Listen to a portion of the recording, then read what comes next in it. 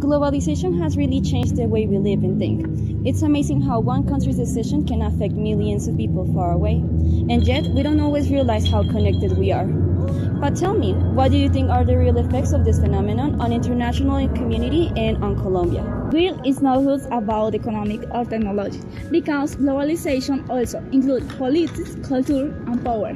It connects us, but it also divides us. If every nation had the same development, the globalization would have been fair. Take Syrian, for example.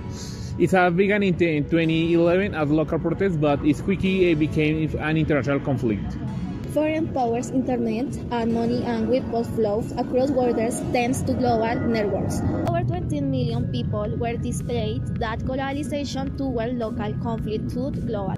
And the same pattern happened in Sudan in 2023. Two military groups fought for power, and although it seemed internal, it was linked to the trade in gold and the interests of other nations. However, that same interdependence also creates vulnerability. When one country faces a financial crisis, a war, or even a pandemic, the whole world feels it. Colombia is part of that reality too. Even though we're a self-developing country, globalization affects us in every way, our economy, our politics, and how we connect to the world. The final dancer through drug trafficking and business that hardly exists because chemical, crude, and money move easy across borders. The government had a stronger presence in rural areas. Maybe this cycle of violence would not have continued.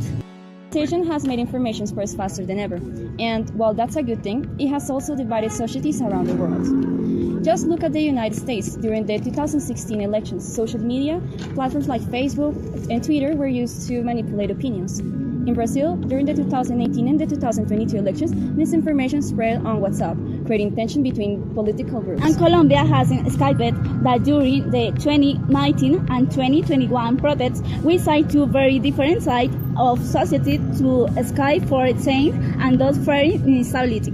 In the 2022 election, social networks will full of fake news and international media influence. If people use it information responsibility, we could build a more respectful and informed democracy. Useless, we learn to think critical polarization will keep growing. Now what about economic wars? They are another phase of globalization. For example, the trade war between the United States and China since 2018 caused global market instability. Some countries like Mexico and Vietnam benefit, but others lost billions. In Latin America, Argentina has suffered constant devaluation and debt because of financial dependence on global markets. And Colombia feels those effects too. War open economic has allowed ships important to enter, but that has hurt local producers. Farmers have struggled to compete with foreign brands and food prices. The national brands like Ramo face strong competition from Bimbo, a multinational that produces and distributes at lower cost thanks to the global scale. If Colombia had diversified production years ago, maybe we won't depend so much to the global trends. Globalization has connected the planet like never before. That has also made conflict more complex, societies more divided, and economies more fragile. Colombia, like many other nations, live both the benefits and the consequences of this interdependence.